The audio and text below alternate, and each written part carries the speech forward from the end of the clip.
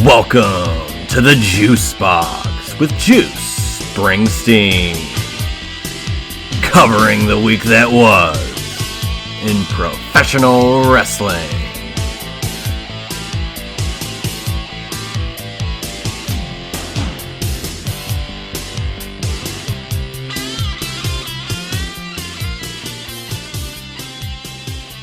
And what a week it was. WrestleMania 40, Philadelphia, Pennsylvania. Welcome to the Juice Box. I am Juice Springsteen.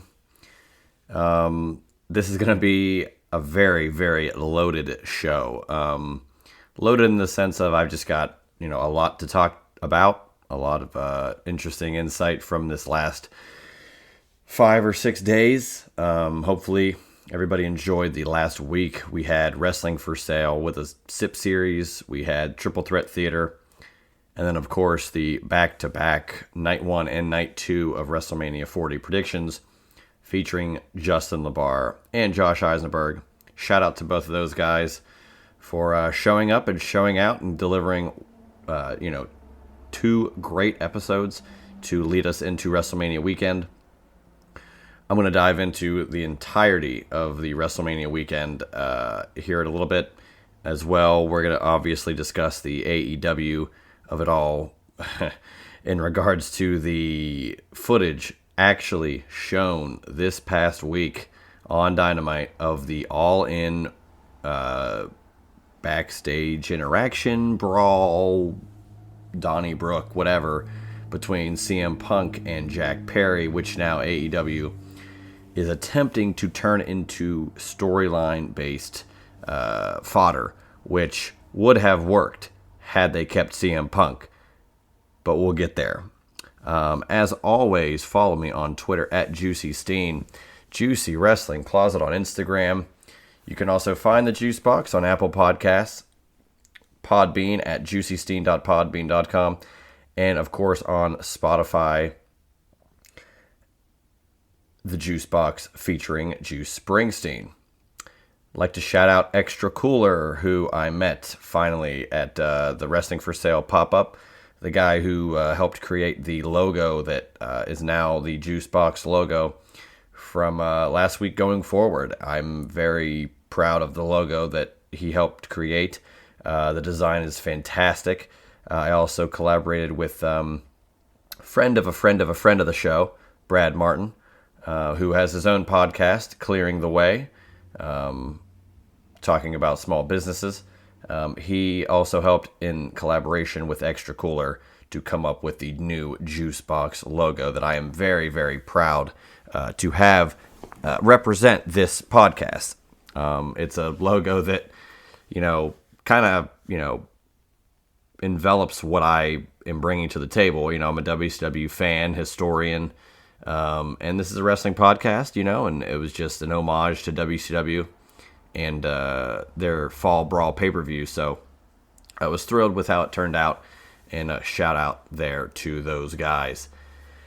Man, I don't really know where else to start other than WrestleMania. I mean, I did say last week, as we, last couple of weeks, as we got into the closer and closer to WrestleMania, I was going to try to grab some audio throughout the weekend in regards to how the weekend went. I pivoted. Things changed. However, I do foresee in the future some episodes featuring those that attended WrestleMania with yours truly. 2 guys that I've been friends with for almost 20 years. And that was their first WrestleMania, and I think they had a great time. I'll talk about that in a little bit. But, my voice was shot practically halfway through night 1 of WrestleMania, so there really was not too many opportunities for solid audio content after the fact. So I kind of made that a wash. And, I have some ideas for who I'd like to throw in here in the Juice Box in the coming weeks, months, grabbing what they felt and how they felt as first-time WrestleMania attendees I've also got a lot of ideas cooking with, some of the guys from Wrestling Nation who really showed out at WrestleMania. I've got to say, just one hell of a weekend. I felt, man, just an unbelievable overall weekend. That, I don't know. It was just one hell of a weekend overall. Everybody that I saw and met up with was fantastic. Everybody was super nice, welcoming. Philadelphia is a great city. I'm a guy from Pittsburgh, so there was no way I was going to wear any Pittsburgh Penguin merchandise there. However, I did see some that did. More power to you. However, Philly was great. Everybody that I talked to and interacted with was fantastic. So I could not say more nice things about the city of Philadelphia.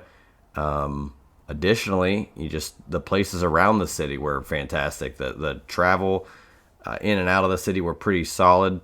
So let's kind of get into the weekend here. Real quick though as well. So Wrestling Nation, I'd like to get some of those guys. We're gonna get potentially in a podcast in the future. Some of the guys that I'm friends with through Chairshot. Brian, Jeff O, among others. Definitely looking to try to get some sort of another type of programming on this show, whatever that entails, whether it's them talking current stuff or just them coming up as wrestling fans. I got some ideas cooking for the template. Really is Triple Threat Theater, where Donnie and Josh Cross go back and forth with myself as a mediator, moderator, what have you. But I'm going to be doing that with a couple other groups of guys. So got a lot of ideas.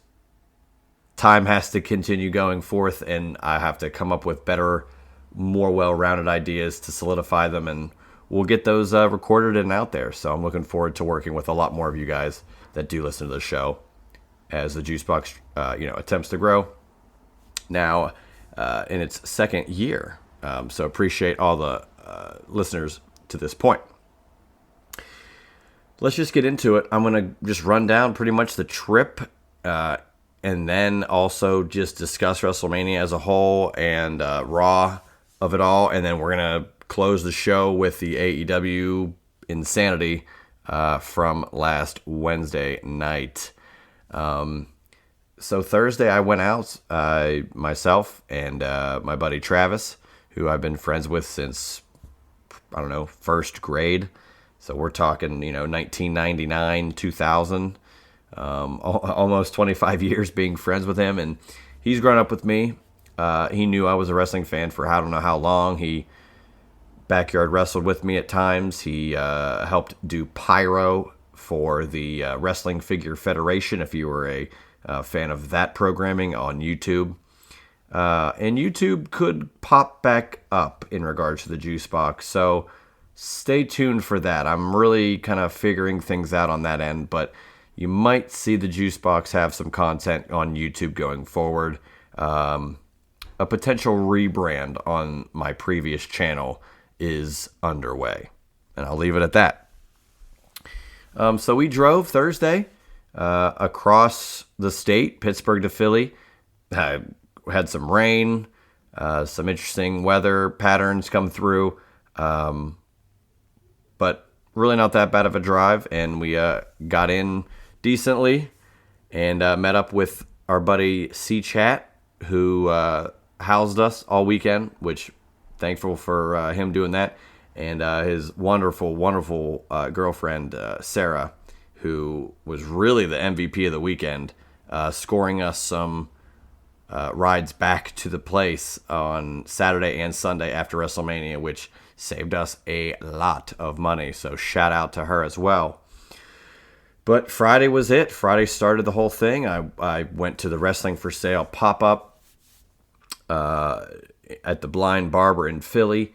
This was a wonderful experience. I was in line. I was 17th in line. Right behind me was a gentleman who I didn't know.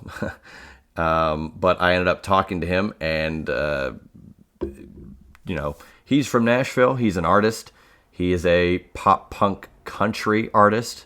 His name is PJ North, which I met with him, and he commented on my shoes. We just had a nice conversation in line, and it was really cool chatting with him about his life as an artist, being in Nashville. I got a buddy that lives in Nashville, based out of Nashville, that actually drums for the country musician Nate Smith. So it really was a cool, small world, full circle moment, if you will. But PJ North, at the PJ North on Instagram.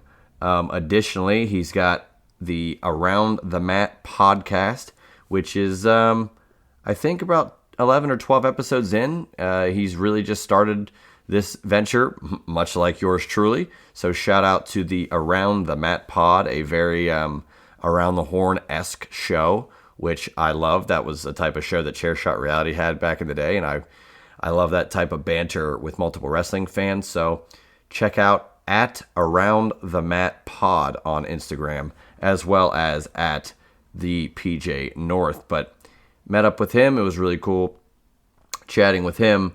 And after that, we walked in. We got handed shirts in line, Wrestling for Sale shirts, which is really cool. And yeah, if you listen to the SIP series last Monday, I interviewed Wrestling for Sale and had a great conversation about him being a dealer in the wrestling t-shirt game. He attended Bash to the Beach 95, among other pretty historical and important events in wrestling history. So really enjoyed discussing the fandom with him. But the Blind Barber, man, what a venue. We walked in, it's a legit barbershop, and then you kind of get whisked back to a bar area. It kind of reminded me of a speakeasy, but it was just really cool. Steve Austin IPA was there. The Broken Skull Lager was there. A lot of cool vendors there as well. Stash Pages was there. God's Chillin' was there. Extra Cooler was there. Like I said, Captain's Vintage had a bunch of merch there as well to sell. And of course, Wrestling for Sale. He welcomed me in, and it was great meeting up with him again. Some insane t-shirts. I will be posting what I ended up with later today. So you'll see what I ended up with from that event. But as I was there, I met all the Cheap Heat guys from the Cheap Heat podcast, from the Ringer Wrestling Podcast Network there. Peter Rosenberg from Hot 97, and he's former WWE 24/7 champion. Does most of the kickoff shows for WWE. And, I've traded shirts with him, sold shirts to him, and vice versa. It was really cool to finally, just meet him in person. And same with Brian Dipperstein, who, again, you hear these guys all the time, and they kind of just appear. They just, all these guys seem pretty genuine and nice just over the airwaves, let alone, then you get to meet them. And they were really just down-to-earth dudes. And Stat Guy Greg as well. Got a photo with all three of those guys. It was really cool to finally meet them. So I'm looking forward to future potential pop-ups. Maybe they'll show up again. But yeah, shout out to those guys on the Cheap Heat podcast. A podcast dedicated to wrestling that I have been listening to for, probably over 5 or 6 years now. So definitely one of the inspirations for this podcast in general. So shout out to those guys. It was nice meeting them.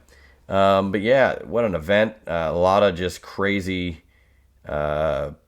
vintage pieces of merch. And like I said, I scooped a piece I've been looking for a very long time. So I was thrilled to finally have it in my collection. It was WrestleMania, so you got to go big or go home, and I went big.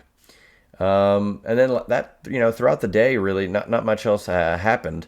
We, myself, Travis, C-Chat, we went to the WrestleMania Superstore, which was a great experience at the convention center. So much merch.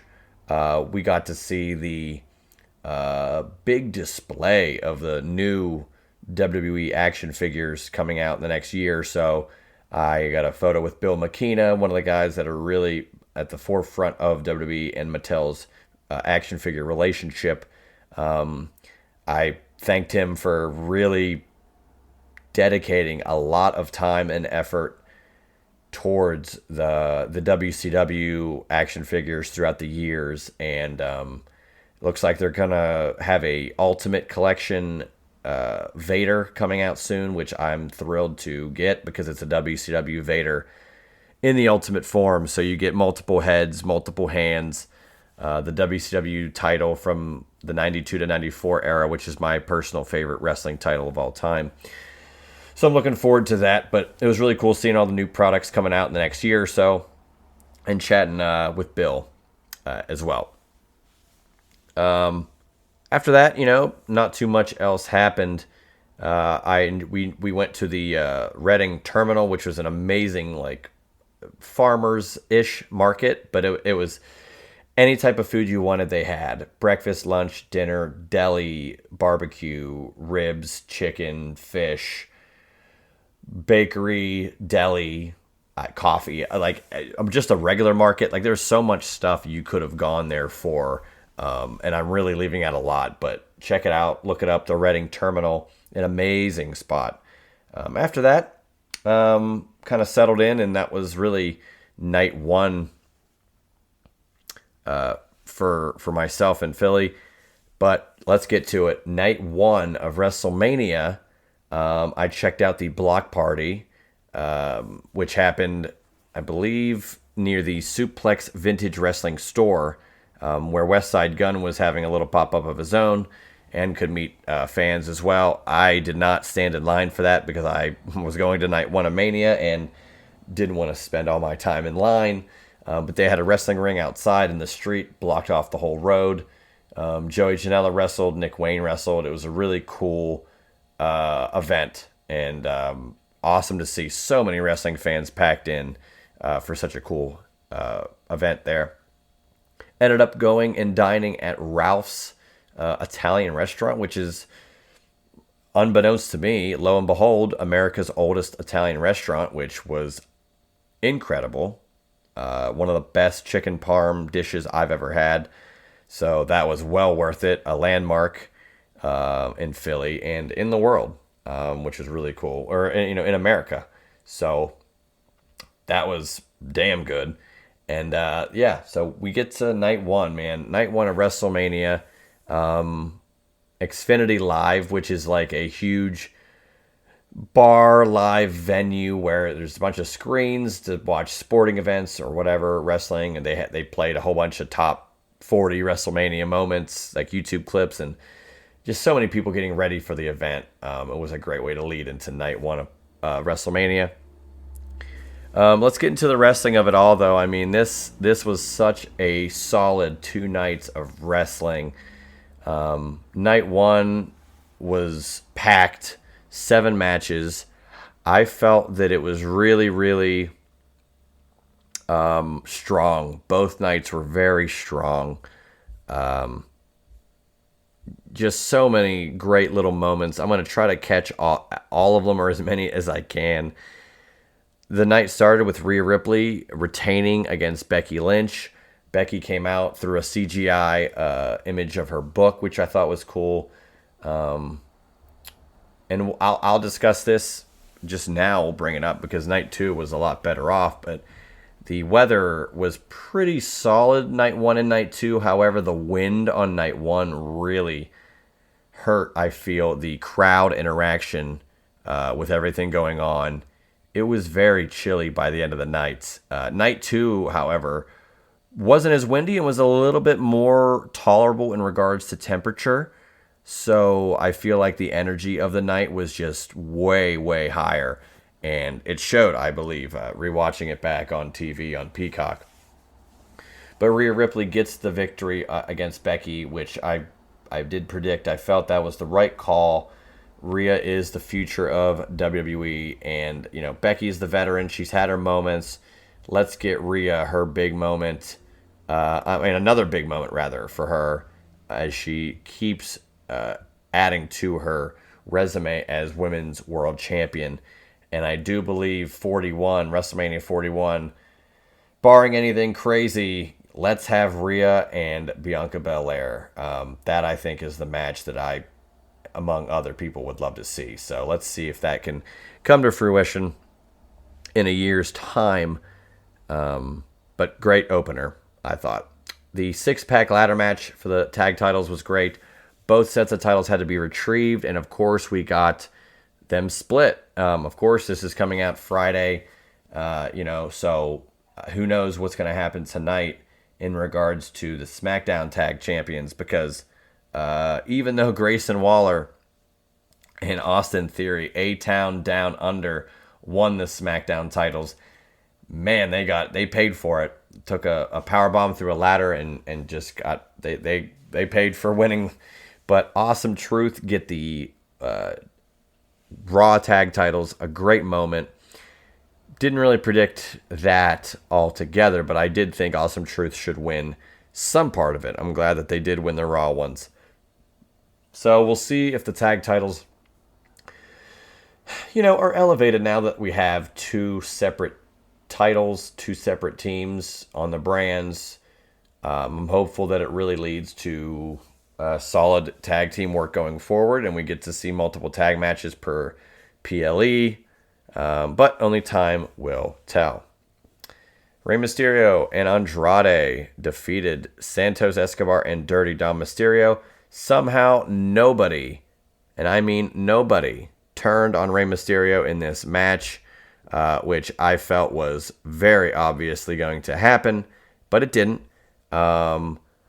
There were two masked men that helped Rey when the referee was just not in position, and it turned out to be Lane Johnson and Jason Kelsey, the offensive linemen of the Philadelphia Eagles, which huge pop for the crowd. Amazing moment there. Love to see those guys involved. And I mean, to be fair, this is what you do. You bring out all the stars, and we had a lot of stars on both nights, as we'll get there. We had the third ever brother versus brother match at WrestleMania. I'm not counting Kane versus The Undertaker for kayfabe reasons, but we had Brett and Owen at 10, Jeff and Matt Hardy at Mania 25, and we get WrestleMania 40 here, Jimmy and Jey Uso. This was unfortunately the most disappointing match of the weekend. As a matter of fact, I think that the interaction that Jey and Jimmy Uso had in the main event of night 2 in Bloodline Rules between Cody and Roman, I felt their interaction during that match was miles better than their actual match on night 1. And their interaction on night 2 couldn't have been more than 3 minutes. I mean, they were wrestling and fighting on the ramp, and then Jey took out Jimmy off the ramp through a table. So, that was a more hyped interaction I felt overall than what we got on night 1. But, hey, I'm glad they got the match. Jey gets the win, of course. Next, we had Jade Cargill, Naomi, and Bianca Belair. Jade Cargill's debut actual match outside of being in the Royal Rumble. And Jade looked great. They all three looked fantastic coming out there as a superhero-esque team. Jade hit the Jaded move on Dakota Kai to win. And it looks like Jade Cargill is destined for stardom. She is unbelievable and very athletic, very imposing as well. She got a victory over Chelsea Green on Raw. So now, she's really pushing forward. I will say this as we tap into the Raw of it all as well, that the draft, the WWE draft will be happening later this month. April 26th on SmackDown will be night 1. And then night 2 will be on April 29th on Raw. So the draft's coming back. Perfect timing, synchronizing with the NFL draft, much like the WrestleMania kickoff happened in Vegas the same weekend and week as the Super Bowl in Vegas. So another smart move. Let's get this, sports-related production moving forward. And I think it's a good idea. So who knows where some of these superstars may end up. But I think things will shake up, and I'm interested to see where the tag titles might stay or go. We'll see. But Jade, Bianca, and Naomi getting a very nice win over Damage Control on night 1 of WrestleMania. The penultimate match, this was arguably one of the matches I was looking forward to the most. Did not disappoint. Gunther defends Intercontinental title against Sami Zayn. Sami Zayn, which I love these production choices. They showed it at the venue as well, so the live crowd did get to see it. But Sami is in the back. He, sees his wife. And then he comes through, sees Chad Gable, and then right before he enters Gorilla, he sees Kevin Owens and gives him a hug. And boom, Sami Zayn comes out. Fantastic match with Gunther. And I did watch it back on Peacock. Sami Zayn hitting the brain buster on Gunther on the top turnbuckle. Michael Cole yelling, "Brain buster!" Which is something that was... if you're a fan of Sami Zayn, or if you were a fan of El Generico when he was a wrestler back in the day, that's how the announcers would refer to that brainbuster. And for Michael Cole to be doing that, he says it to close night 2. Damn it, I love professional wrestling, and he does. And I thought Michael Cole did a hell of a job during this entire show, let alone that particular call. But 666 days, the reign is over. Gunther loses the Intercontinental title. Sami Zayn becomes his fourth Intercontinental title reign. And now Gunther can move on to bigger and better things. Hopefully, world title here sooner than later. Potentially King of the Ring coming in May. We'll see if that is where he's destined to land. But... we'll talk about Roman as well in night 2, of course, but it was nice on Raw. Sami Zayn and Cody Rhodes both really put over Gunther and Roman as, legends. Their title reigns were unbelievable. They really anchored this WrestleMania. This whole weekend was filled with strong performances and matches and what have you. But truthfully, the Gunther's reign and Roman Reigns' title reign were so long and impressive, and you knew they had to end, and for them to conclude at WrestleMania 40 at the same time, and you get guys like Cody and Sami being the guys to defeat them. It was nice to see them put over how important those reigns were into the lineage of both titles. So we'll see what Sami's got going forward. I think Sami and Chad Gable have some business to attend to, so I'm looking forward to that as well. But let's get to the main event of night 1. Damn, this match went 44 minutes. The Rock, Roman Reigns defeat Cody and Seth after The Rock gets the rock bottom on... Well, he did hit a rock bottom on Cody, but The Rock getting the people's elbow to win the match on Cody, which I did predict, assuming that if the Bloodline were going to win on night 1 and Cody was going to win on night 2, I felt that The Rock needed to get the pin on night 1 to solidify, hey, I'm in line for a shot. And then they did discuss it on Raw. Rock says, hey, don't you forget, you were victorious on night 2, but I was victorious. I pinned you on night 1. So it's very inevitable that we're going to get a Rock versus Cody match down the line. We'll see where that leads. But man, Rock looked great. All these guys looked amazing in this match. Brawling through the crowd, The Rock yelling at the referee, if you count us out, you're fired. The Rock really playing up the TKO board member role, which is his role legitimately. So it was a great, life imitating art, imitating life thing. But just a great tag match. It was the second longest match in WrestleMania history. after, of course, Brett and Shawn at WrestleMania 12, which was a 60-minute Iron Man match that went an additional couple minutes. Pretty impressive that The Rock, it was in a match of over 40 minutes at this stage. He looked damn good. I think he absolutely has a few more matches in him.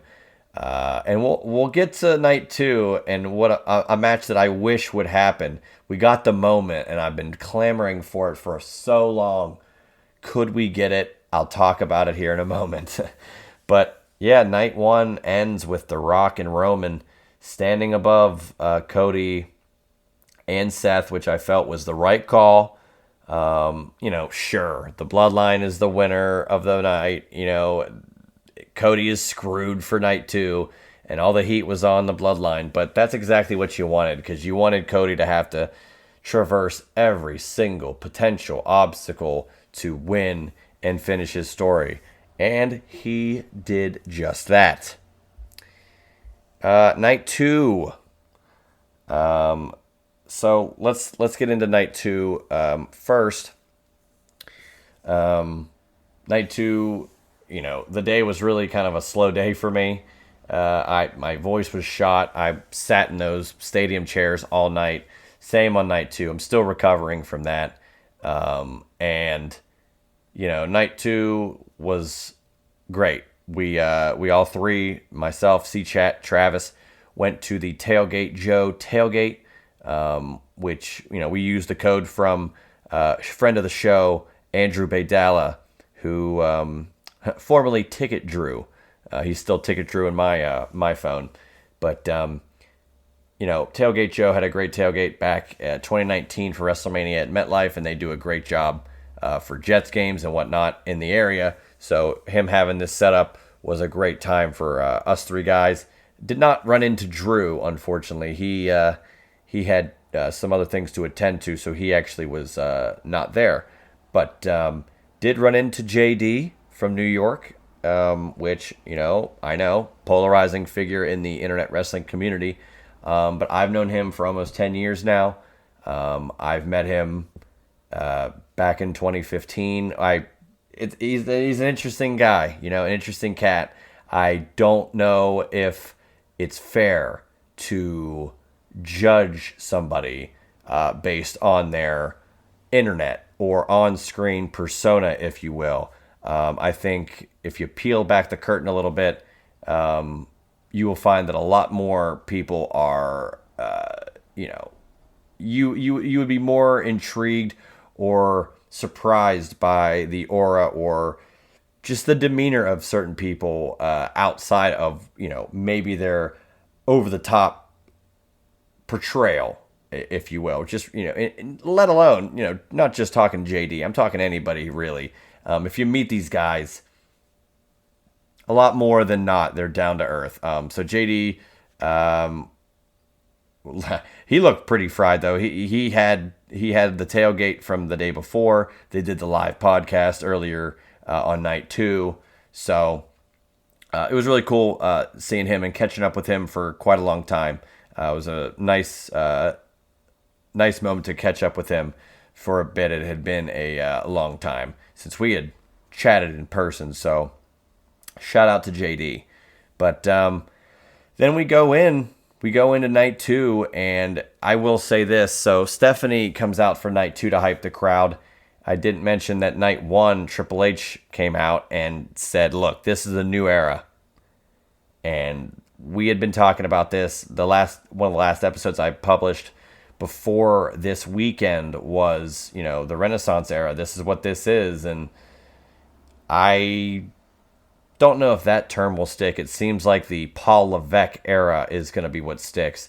And they're really leaning into that. They're really leaning into this new era. New champions. Sammy wins. Cody wins. How Cody won in the end with the baby faces lifting him up and celebrating him and really pushing forth like this is a new WWE. There is no Vince. There's no BS as far as we know. And they really want to make themselves feel like this is a new era. And they proved it, I think, all weekend long. So Stephanie comes out, looked great. Another quick sidebar: Hall of Fame on Friday. I did not attend, but Paul Heyman's speech was one hell of a speech, one of the best I've seen in a very, very long time. But of course, he's Paul Heyman. He's a legend. It was in Philly. Couldn't have been a better perfect storm for him to have that speech happen how it did and where it did. Yeah, so let's get into it. Seth Rollins, first match after having his knee really messed up on night one. Also, in night one, I forgot to mention, Roman Reigns did hit a spear accidentally on The Rock. It didn't matter in the end. The Rock got the pin. The Rock sold the spear like $1 million, though, which was nice to see The Rock selling. Him being over the top on the offense was great, but to see him sell as a defensive thing was really a sight to see this long into his career. But Seth was hurt. Of course, his knee had been injured already, but night two, he goes in. He's already hampered. CM Punk comes out. As I anticipated, I thought, maybe they should start the whole weekend with that, but they started night two with that, and Punk coming out was a great moment. You got to hear the music at WrestleMania. It was just great to see him out there, and rewatching it, great commentary by Punk. So if you haven't checked that out, I really feel like you should go out of your way to check it out for sure. So, but this first match, man, Drew McIntyre almost wins immediately, hitting a Claymore, ends up winning after the fact with a big Claymore in the end. He gets the victory. He wins the world title in front of fans. If you're not familiar with his story, he wins the Royal Rumble in 2020 after, Brock Lesnar was the champion going into that Rumble and entered into the Rumble, took out the first 15 or so competitors. Drew McIntyre takes him out. It's a huge moment. He wins the Rumble. You really think like this is gonna be huge. Drew's the next guy. He's really the guy. Then the world changes. Pandemic hits. No fans in attendance. McIntyre still wins against Brock, but of course also defends against Big Show after the fact. A very bizarre win for Drew. No fans. And after he loses it to Bobby Lashley, Drew McIntyre gets a shot against Bobby. Next Mania, Tampa. Maybe, 50 or 60% of the fans could have been there. Drew still didn't win. He hadn't got that moment yet, unfortunately.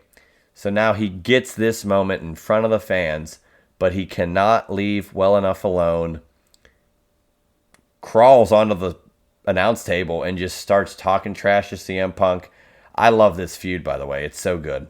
Punk getting injured on accident was honestly the best possible thing that could have happened here. And we'll talk about Punk here by the end of the show as well in regards to AEW. CM Punk's all over the wrestling world, even if he's only in one company currently.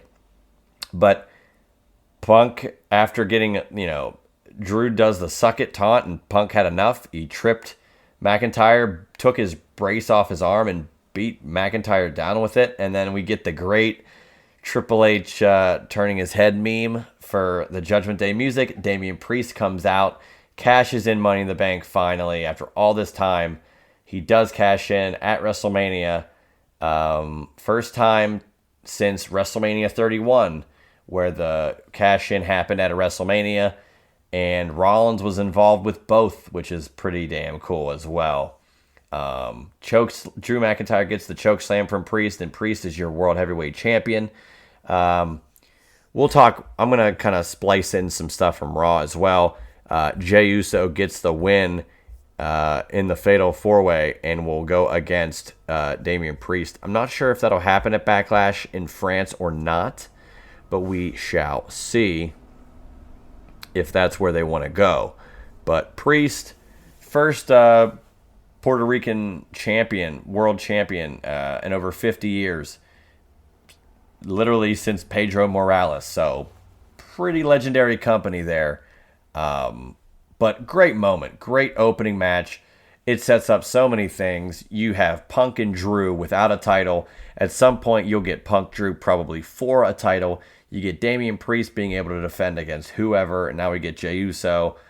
So many cool moments just in this first match alone. So, and I really have been skipping on some stuff, but the entrances all weekend were incredible. Seth with the Philadelphia Mummers, Drew McIntyre with the bagpipes and the swords. It's a WrestleMania, man. This was an unbelievable night. 2 nights of action. We get the Pride versus the Final Testament in a Philadelphia street fight. Who was the special guest commentator? And none other than Snoop Dogg, who was promoting his gin and juice drink, the cocktail drink, which I have not yet tried, which is interesting considering I am Juice Springsteen, and gin and juice is one of my favorite drinks to have. So I'll have to check that out.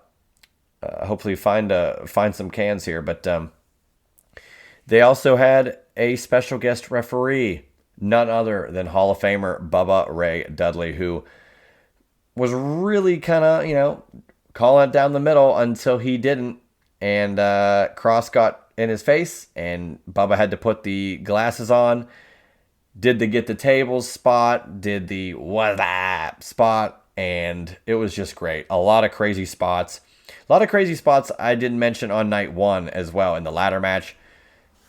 Everybody really just went above and beyond to put forth their best effort. So shout out to all the talent throughout the weekend as well. Just putting on unbelievable performances all weekend. But we did get the Pride taking the victory here. And I predicted that, the Final Testament just became a thing recently. And they take the loss. Now, I'm sure they might be able to get a win back maybe tonight on SmackDown, maybe something at Backlash. But it kind of bothered me that they just became a team and already took the loss. So after all those hype vignettes, don't know what the future beholds for them, but we'll see. So I mentioned how Travis and C-Chat had never been to WrestleMania. Travis had been to a SmackDown with me in March of 2023. C-Chat was in attendance for King of the Ring 98 as an 8-year-old, so he really doesn't recall much, but really have both been outside of the wrestling realm for quite a long time. They had only known of LA Knight for maybe a day, like maybe Saturday. I kind of brought up who he was, and maybe I think they saw a little bit of like a highlight reel as we watched Stand and Deliver on Saturday, which another great show. Shout out to NXT for killing it on Saturday afternoon. Those guys and girls really pulled no punches, and that was a great show. I really don't discuss NXT at length, but Dijak, great performance there. Of course, Mello and Trick, Thea Hale. A lot of great performers on the NXT side. Looking forward to seeing what's going to happen with those guys and girls. Specifically, Braun Breaker, who himself and Baron Corbin retained the tag titles at Stand and Deliver, only to lose them this past Tuesday. So I'm hopeful that Braun Breaker is inserted fully on SmackDown or Raw, and regardless, hopefully is drafted in the WWE draft later this month. I hope to see him challenging for some titles very, very soon. And I also would love to see Braun Breaker win the Money in the Bank. There is an early prediction from Juice.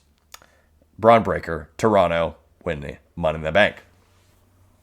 But back to what I was getting to. So my buddies really had not really known who LA Knight was. And for all the critiques of why LA Knight is just ripping guys off, and he's Austin and Rock and Flair, and he's just doing what they did, and he's not original. My friends ate it up, and I like the character. I have been on the side of, yes, I can acknowledge that LA Knight is, deriving some of his character mannerisms from Steve Austin, his yeah is a hell yeah plus the what chant. His vest is similar to what Austin wore. His mannerisms as he walks to the ring, as he stands on the turnbuckle, is very Rock-esque. But everybody derives their character. You know, Ric Flair was not the first Nature Boy, and he won't be the last flamboyantly heel character that struts. And there's so many different people that have taken from other characters. It's tough to be in an entertainment realm where things are original. Like, only so many ideas are truly, truly original. So I love LA Knight, like, as a character. And it's nice to see him get this first big match on WrestleMania against AJ Styles. But my buddies were just into the yeah all weekend. No matter what we did, whoever said anything, if the response was yeah, it was yeah. And it has really transformed and has stuck. And I'm looking forward to more interactions with those guys using LA Knight's catchphrases as time passes forth. But LA Knight getting the big win on AJ Styles. Looking forward to what LA Knight has. Regardless of where he's drafted, I'm hopeful that he has a chance. You know, I thought he was going to be a guy going for the United States title. We didn't get that. We had Logan Paul, of course, with KO and RKO. But LA Knight getting the win here maybe jettisons him to a title opportunity. Have to see what happens on SmackDown tonight and then going forward. But LA Knight getting the big win. He was the big winner in my friend group this weekend. Yeah. Logan Paul, KO, Randy Orton, United States title. This was wild as well. We had another Prime bottle get destroyed. This time it was IShowSpeed, the very prominent streamer who got his ass kicked by Randy Orton. Literally kicked like in 300. The cap flew off and then took an RKO on the announce table. Very tough introduction to WWE for IShowSpeed, but damn it, WWE knows how to put the viewers onto everything, and it was a genius move. Speaking of, I did not think that the Prime Bottle logo in the ring was a bad idea. I remarked about it all weekend. Like, this is a tradition. WWE has never had any in-ring branding ever. WCW did. Their pay-per-view logos would be in the center of the ring. Slim Jims would be the ring post, which kind of happened here as well, except they weren't padded posts. It was just the LED boards, of course. We also had Dude Wipes, Aquas Frescas, the gin and juice drink. So many sponsors throughout the weekend, but that's WWE now. They are the big dog. And I'm not talking about Roman Reigns. But Logan Paul, with the Prime bottle in the ring, kind of pays off his contract. But I liked that it was in the ring and not a colored bottle. It was kind of just the outline with Prime being in black letters. And I felt that it didn't take away from anything. It was the right way to have that branding. So I'm excited that they can pull that off and it didn't look crazy. I didn't feel like it overshadowed anything at all. So good for WWE, great for Logan Paul. And Logan Paul retains the title here, defeating Randy Orton and Kevin Owens here by getting the frog splash on KO to retain the title. Io Sky loses women's title against Bayley. Bayley finally is the last of the four horsewomen to win a big WrestleMania title match. Charlotte, of course, won. Sasha Banks had one. Becky won at Mania 35. So Bayley gets the big win. She's the Women's World Champion, WWE Women's Champion. And we'll see how that progresses later on tonight on SmackDown. Unfortunately, it was tough. You know, among the 72,000 on both nights, mind you, so over 145,000 fans for two nights, which is an incredible amount of people. Very successful gate. They're touting it as the Paul Levesque era, the greatest WrestleMania of all time, the biggest WrestleMania of all time. I can't necessarily deny the biggest. Greatest is subjective. I'll discuss that right here at the end as we get to the main event. But Bailey winning here. It was tough. Everybody in the building was just ready for the main event, man. It does. It's nice though knowing that the fans are there for the main event. That is the draw. We've wanted to see this for so long, and we saw it. We did see it. Roman Reigns, Cody Rhodes, Bloodline rules. This match had it all. This match had it all. Throughout the match, you knew it was going to get chaotic at some point. It wasn't going to just be a one-on-one match at some point. And damn it, it turned into the craziest, 5 minutes of a WrestleMania match I've ever seen live on TV, anything. Cody hits a crossroads. He goes for a second one. Jimmy Uso attacks him. Here comes Jey Uso. They fight on the ramp. Jey Uso hits a spear off the ramp through tables onto Jimmy. You couldn't see it on TV. You couldn't see it from the vantage point of myself, or unless you were on that side of the ramp. So it looked just nuts, them just kind of disappearing off the ramp. But that kind of negated Jimmy. Then you get, Rhodes and Reigns fighting outside of the ring. Rhodes hits 2 more crossroads on Roman. And then Solo Sikoa, much like last year, hits the spike on Cody.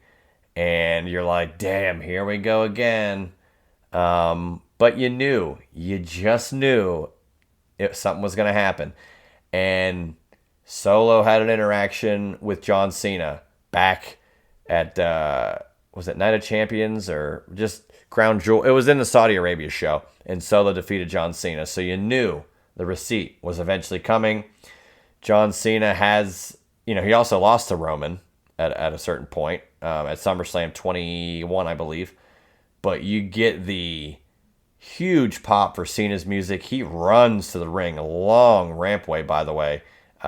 Interestingly enough, Kevin Owens drove down a golf cart with Randy Orton on the back for their entrance. Even though it was a triple threat match, I thought it was pretty cool to see that as well.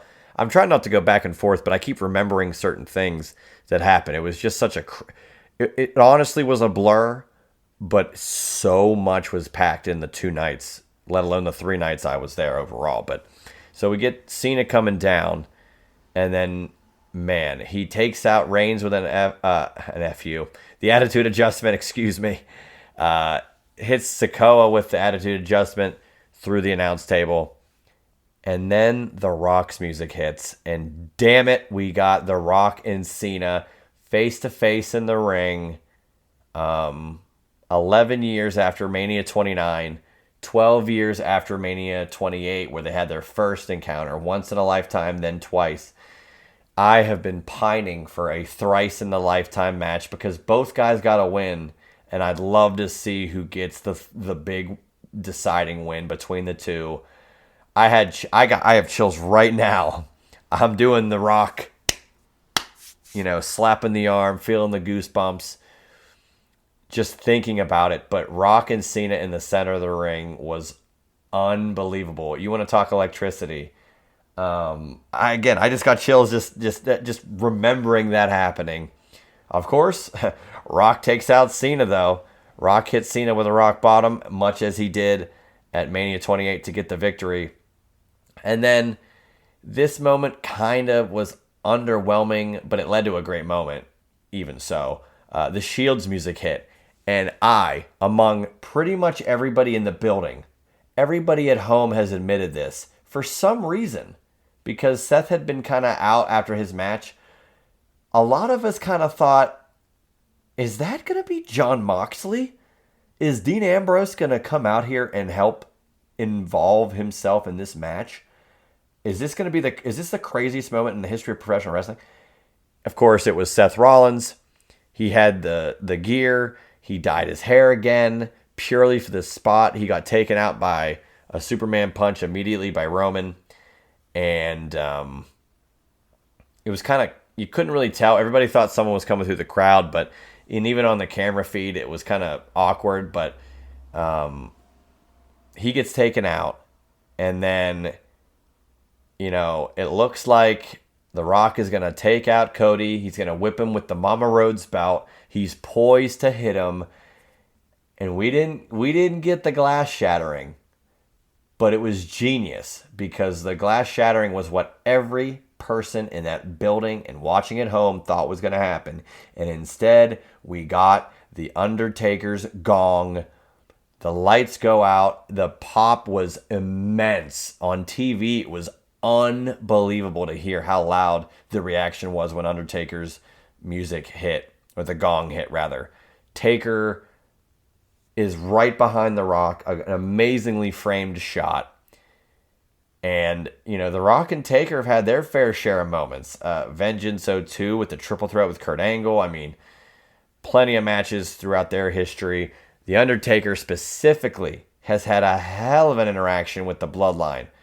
Yokozuna matches, throwing Rikishi off Hell in a Cell, getting retired by Roman Reigns, quote unquote, at WrestleMania 33. And now this interaction with The Rock. Rock looks in disbelief and gets taken out with a choke slam. And then boom, Undertaker's out of there. So everybody's kind of out. It was just Reigns, Cody, and Seth Rollins in the ring. Seth is kind of leaning against the ropes, trying to pick himself back up. Cody is lying there as well. Roman has the chair that Seth brought in the ring and has a decision to make. Am I going to hit Cody? Am I going to hit Seth? But damn, 10 years since Seth Rollins had a plan B and hit Roman Reigns with the steel chair when his back was turned, ending the Shield, beginning the Seth Rollins face run. Seth Rollins, WrestleMania 31, cashing in Money in the Bank to interfere the Roman and Brock match, pinning Roman then. Returning after Roman had his match at Extreme Rules the following year. Always getting in the way of Roman. Seth having the Shield gear at the Rumble match a couple years ago to throw off Roman.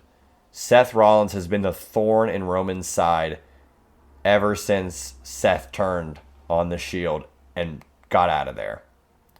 And Roman has never gotten over that and hits Rollins with the chair instead of hitting Cody Rhodes. Deliberate revenge 10 years prior.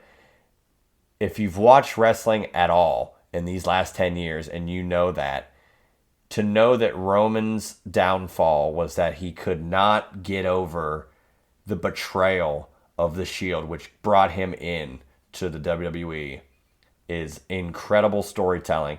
You can look at how wrestling has been portrayed throughout time, and especially in WWE. And I have been very critical at times of, lack of continuity or throwing continuity out the window or things not making any sense, people getting shots for titles for no reason, whatever. But to know that it was 10 years ago when this happened with Seth and Roman decides, I'm not over that yet. I have to take Seth out. And that was the downfall of Roman's 1,316-day undisputed WWE Universal Championship reign, was poetic. Cody gets out of the way of the spear. 3 consecutive crossroads. 1, 2, 3. Charles Robinson hands the title over to Cody Rhodes. You get every single babyface: Cena, CM Punk, Jey Uso, Kevin Owens, Randy Orton, LA Knight. I'm probably missing some people, but he even called out Triple H again. Bruce Pritchard out there. Michael Cole was crying. Seth Rollins was emotionally distraught. Brandy, of course, who was with Cody for his entrance, she was there. Brody Lee's kid was there. -1 was in the ring. Just an unbelievable celebration for Cody Rhodes. I'm going to be honest.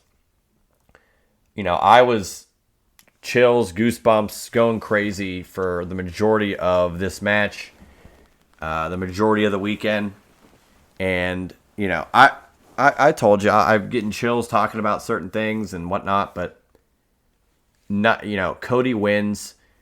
It was such a relief of finally, this has finally happened. Perfect timing. Mania 10, 20, and 30 all ended with an amazing win and triumph by the babyface or the future of the company. Some cases it didn't work out. I think this might. And when he goes to present the belt to Mama Rhodes, his mom, I'm standing there. In front of me and to the left, there was a girl, I think she was probably maybe early 20s, if not, just late teens, bawling her eyes out, emotionally just enveloped in this whole thing. And as I see that, and then I look and I see on the the screens that Cody is giving the title to his mom, and I got choked up. I was welling up. I had tears in my eyes. It was just, and again, watching on Peacock after the fact, Michael Cole says, "Damn it, I love professional wrestling." And that felt like a relief. All these years of Vince screaming in his ear, going crazy, all these different things throughout the years. Finally being able to say professional wrestling as a perfect button and bow to this weekend, this launching of a new era, this crowning of this new good guy champion that really is going to take you into the future. It really just felt like a relieving moment for all involved. And I just could not be happier to have been able to celebrate that, be a part of that, be in attendance with my friends that had really never been to an event like that ever, especially in the wrestling realm. It was just something special, something I'll never forget. This is my 5th WrestleMania. 32 was ended kind of weird. 33 didn't end too. It was emotional, but it wasn't the best. 34 ended with Beach Ball Mania, and 35 was a great moment. And Becky won the world titles in the first women's main event against Charlotte and Ronda, but the main event started after midnight, so I was exhausted, and I kind of fell out of favor with the enthusiasm by then. But Mania 40 and how it all came to be, and The Rock being involved, and then you get the Cena and Undertaker and just these great continuity bits, and it was written and performed pretty perfectly. Nothing really felt out of place, and the right guy won, the babyface won, and I could not be happier to have just experienced that. With those that I experienced it with. All the fans around me on night 1 and night 2 were fantastic. Everybody was engaged. Everybody had a great time. And just what an end. WWE, again, I have been critical at times of WWE, and yet this seemed to be something that not that I never thought WWE could pull off, but to see them pull it off in this big of a way, in this successful of a weekend, and just everything came together perfectly. So I could not be more thrilled that now we can move forward, see what's going to happen. We had Raw where Cody comes out, thanks Triple H, a 45-minute segment with The Rock, and it seems like we might get Rock Cody at SummerSlam, which would be incredible. But things just look up for WWE right now, and I'm really looking forward to seeing what they're going to do, seeing what kind of things could happen. There's a lot of intrigue now going forth with WWE, and a show like WrestleMania 40 is what you need to end a certain era and begin something new. I'm not going to sit here and say that it was the greatest WrestleMania of all time. I think recency bias is a thing, and I'm going to just let some other WrestleManias play out before I really see where this one stands. But I will say that the main event of night 2 is a top 5 WrestleMania main event of all time. And I will say at least that WrestleMania 40 is a top 10 WrestleMania of all time. I think I can confidently say that both of those things could be true. So, man, I just can't thank everybody enough that was out there. A shout out to Wrestling Nation, of course.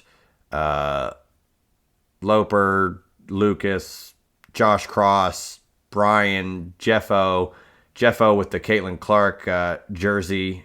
That was a randomly unhinged moment that I'm thrilled to be a part of. Unfortunately, Caitlin Clark and Iowa lost, but Jeffo was very generous before night 2 of WrestleMania. So, shout out to Jeffo. Of course, I would be remiss if I didn't talk about Lemke as well showing up. Chris Lemke being there. And the one, the only, Josh Eisenberg in all his glory, who, look, he's on all the PLE predictions and pay-per-view predictions here on the Juice Box, and I was thrilled to have him there as well. Showing up, showing out, hanging out. Love hanging out with all of those guys and more. Like I said, WrestleMania weekend brings out everybody, and I was happy to see everybody, interact with everybody, meet new people, interact with just the best wrestling fans in Philly, which is really, really cool to see and be a part of. So, wow, I'm just thrilled that I got to do it again. I really am. You know, it was crazy not to be involved with 36, 37, 38, or 39 after going to 32 through 35. But it was great to be a part of 40. We'll see where 41 ends up because I think that's going to depend on if I'm going to go or not. I'd like to go. I'm hopeful I can go to SummerSlam in Cleveland. We'll see how that shakes out as well. Got a lot of things on the docket this year. But yeah, I mean, the weekend was fantastic, and I'm going to close it out with some interesting takes now. We go through WrestleMania, and after night 1, I could not believe what I saw, but I had no other choice. On Twitter, it shows that the Young Bucks are going to present footage from, All In, Wembley. The event that had the Jack Perry CM Punk fight that began this incredible chain of events that led us to what I just spent an hour discussing, which was WrestleMania 40, CM Punk's involvement, how important he was into the main event of it all, and then he got hurt, and it kind of changed things, and it really changed things, I think, for the better. They say, oh, we're going to see the footage, we're going to see it all play out. Leading up to it, I was questioning it. I'm thinking, is this going to help? Is this going to really help AEW going forward? Is showing what happened between Punk and Perry, if they do, this is before it happens, what does it help AEW? If they're going to have some sort of angle, it'll probably involve Jack Perry, could involve the Young Bucks, and then I would, by process of seeing that the Young Bucks are facing FTR at Dynasty, their next pay-per-view, I'm sure it will involve them as well. But considering CM Punk was on Ariel Helwani's MMA Hour earlier in WrestleMania week, discussing basically everything that happened. He didn't punch anybody. He said, I may have shoved someone and I may have, choked someone out a little bit, but people got in the way and that was it. And he goes, I told Tony I quit. I had my match with Samoa Joe and that was it. And to know that and to hear that, I really bought that was, for the most part true. At this point, I don't see why CM Punk would necessarily lie about that at this point. And this, I don't have time to go into the tribalism of AEW fans and WWE fans, at least not right now. That could be a whole nother episode. But I call it how I see it. If something in WWE sucks, I'll tell you it sucks. And if it's great, I'll praise it, like WrestleMania 40. Even though, Jimmy and Jey Uso had a terrible match on night 1, they made up for it on night 2. Like, that can happen. I think AEW is great. I love AEW. It's a great alternative to WWE. And if it's great, I have been very praiseworthy of the shows. Yet, if it sucks, I'm going to tell you that too. And how it's unfortunately been is Dynamites and Collisions and their TV shows are very hit and miss. It's hit or miss pretty much every week, and you never really know what you're going to get. However, their pay-per-views, I would say, deliver almost every single time. Unbelievable. Like, Revolution was incredible, top to bottom. I have no doubt in my mind Dynasty is going to be incredible, top to bottom. But lo and behold, all leading up to this, it's Punk's a liar. We're going to see that Punk, did something crazy. Punk's going to look terrible. And to me, I'm like, I don't know what they could show, but all I know is it's probably not going to help AEW as much as they think. It might pop a rating, which it didn't, by the way. 819,000. Pretty much a regular episode of Dynamite, if you ask me. Or Diamond-mite, whatever the hashtags that AEW is not willing to pay for the emoji that goes with the AEW Dynamite tag, hashtag. So people just see and type out the wrong thing, and that ends up trending because they don't pay for the actual emoji. Either way, so I'm like, either it's going to pop a rating, but is it going to sell any more pay-per-views? I doubt it. Again, we'll see that after the show and how that performs, but I don't know what's going to help AEW at all. Let's get to it. Wednesday night, we had the Cope Open. He defeats Penta, decent match. A bizarre 6-man with Jericho, Hook, and Shibata versus Shane Taylor Promotions. Okada had a squash match. Just some build to the Dynasty pay-per-view with Toni Storm. Mercedes Moné still isn't wrestling and who probably won't wrestle until Double or Nothing, which, man, I don't know. Why are we having her just do promos? Like, is that all she's good for right now? Could she not work? Again, just these choices that could you not have waited? I just don't get some of the decisions. And then you get Samoa Joe defeating Dustin Rhodes in the main event in the Eliminator match, World Title Eliminator match, which felt like a cheap way to get Dustin against a Samoan when Cody just defeated the head of the table of the Bloodline at WrestleMania. So it just all felt like a weird episode to try to capitalize on weird stuff. And the footage, they cut to this thing. The Young Bucks introduce it. They say Jack Perry is the scapegoat. They did not mention CM Punk by name. They mentioned that FTR were friends with him and that FTR potentially, started this whole thing to get Perry out of the company and do whatever it takes to get an advantage against the Young Bucks or what have you. And they really showed the footage. It was closed circuit. There's no audio.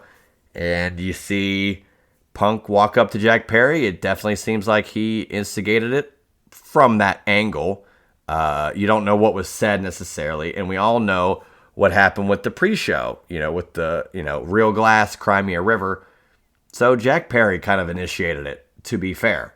And Punk gets in his face and kind of either shoves him in the chest or, to me, it was kind of a face wash thing, and it turned into a headlock. Punk had him in a headlock and a front face lock, and that went for maybe 10 seconds, and a little brouhaha. A monitor got shoved around in front of TK at the go position, and Samoa Joe kind of stopped the whole thing. Chris Hero looked dejected, which has now turned into a great meme, so something positive came out of it. And that was it. It kind of was a whole lot of nothing. It kind of proved what Punk said. It was a shove. It was an altercation. I'm not sure if any additional footage would have been shown that could have proven that Tony Khan was quote-unquote fearing for his life. But who am I to say that he didn't fear for his life at that moment or in another moment that we didn't see? But from that vantage point and that footage that they did show, I've seen crazier interactions in a hockey fight, or in a lot of things. A lot of things I've seen before that I'm like, this is not as crazy as they made it out to be. But like I said, this is probably what's going to happen, right? FTR came out after the fact and was like, we're tired of this. We're tired of having, all these things being discussed, and AEW needs to move forward. And again, this is 8 months ago this happened, and they're deciding to bring it up. But it all seemed reactionary to the Punk interview this past week and to clear the air. But if anything, it hurt them by showing it and not just moving on.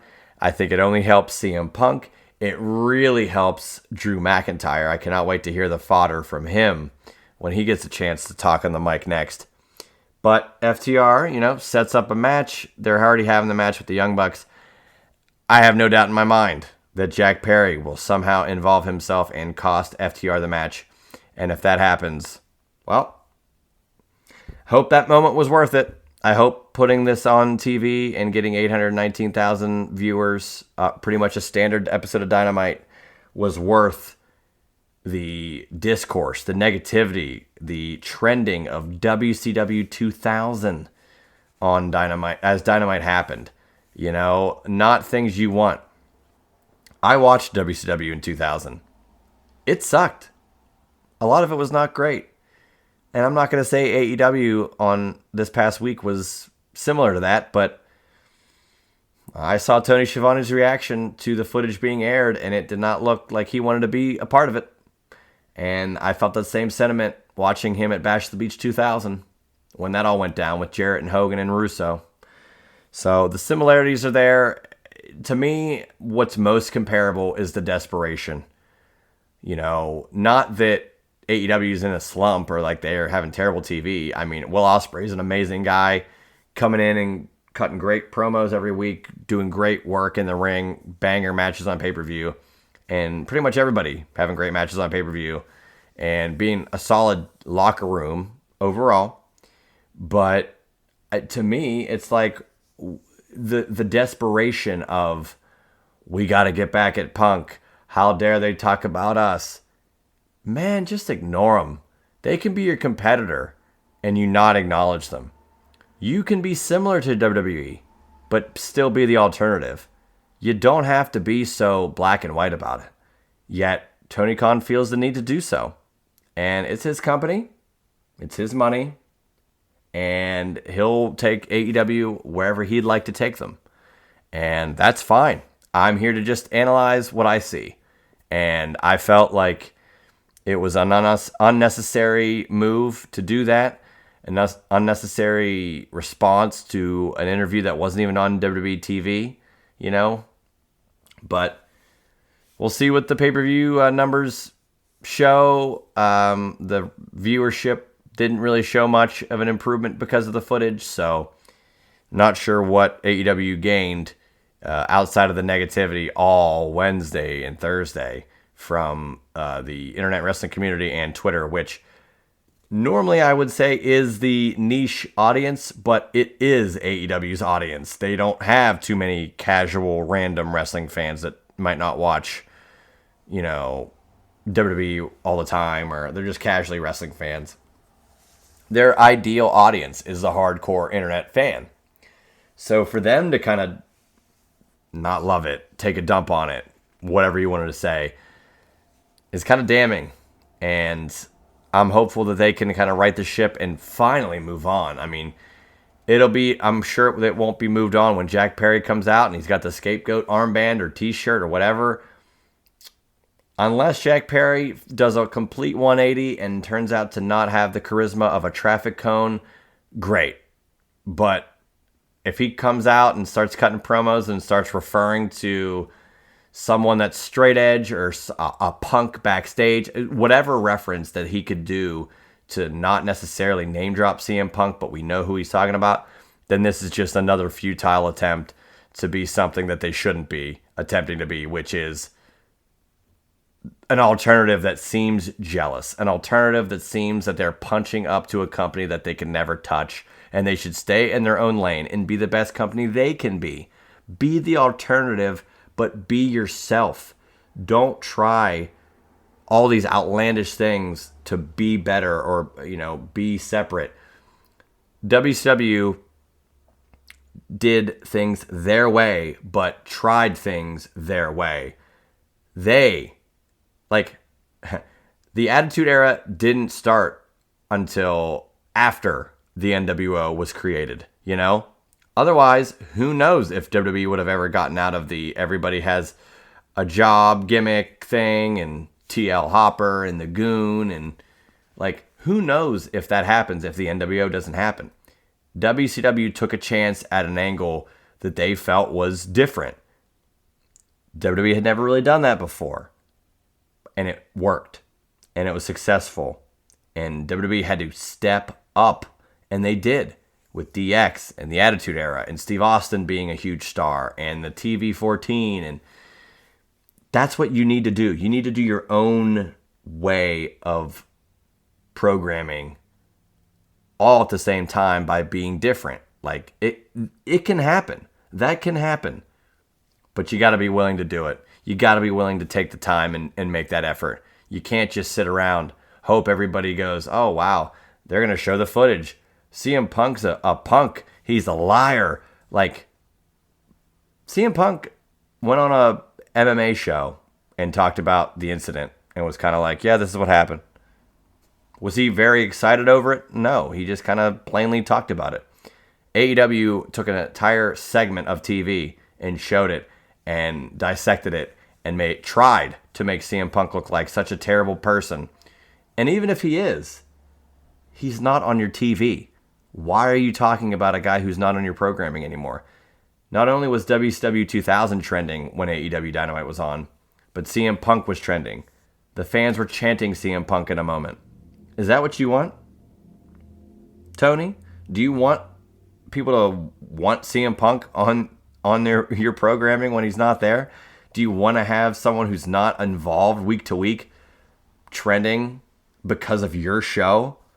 Is that really what you want? Is that being different than WWE? WWE can take shots at AEW, never mention AEW by name, never mention anybody in the other company by name. I mean, and it works because they do it smartly. There's ways to do it and not look so ridiculous. And I don't know if AEW's found that stride yet. So I'm hopeful that they can. I'm hopeful that they can move forward and not have to rely on these chaotic moments and references that have happened during their most important moments as a launch point to hopefully boost their viewership. I think they should try to organically just stick to what they know. Great pay-per-views where the best wrestle is their new slogan. So let's see it. Let's see it every week. If you're not doing rankings every week, get them the hell off TV. Why is Mercedes Moné walking into the company, not wrestling for over a month, and also, actually it'll be 2 months by the time Double or Nothing happens, and also just saying, I want a shot at the TBS title, and then just getting it? How the hell does that work? Explain that to us. There's so many flaws that AEW should be addressing, but instead, they'd rather talk about CM Punk. This has been The Juice Box. I hope you guys have enjoyed this incredibly long, retrospective on my weekend in Philly, all the people I interacted with over the weekend, the great shows I attended, the people I met, just the memories that were made. WrestleMania is unlike anything else, and I think everybody that was in attendance or around Philly absolutely felt that, saw that, and lived it. So an emotional and exhausting, for sure, weekend. I'm just now getting my voice back from beginning really Saturday night. So a thank you to Wrestling Nation. A thank you to C-Chat, Travis, everybody that I met and interacted with over the weekend. A real big thank you to all of you for being so nice, so welcoming. Really appreciate the support. But with all that being said, at Twitter, or at Juicy Steen on Twitter, at Juicy Wrestling Closet on Instagram, juicysteen.podbean.com, Apple Podcasts, Spotify. You can listen to the Juice Box as well. And if you listen to it on Spotify or on iTunes, please leave a rating and review. 5 stars and a little written up review would be great. Really would help the show moving forward. So I appreciate all the support. We're going to keep churning. WrestleMania is over, but we got Dynasty next weekend. We got the WWE Draft in a couple of weeks. And then May 4th, Backlash in France. We're back into it. So I'm Juice Springsteen. I hope you guys enjoyed this episode. And WrestleMania 40, Philadelphia. What a weekend. I hope you guys enjoyed this episode, and I will see you guys next week with another edition of The Juice Box. That was The Juice Box with Juice Springsteen.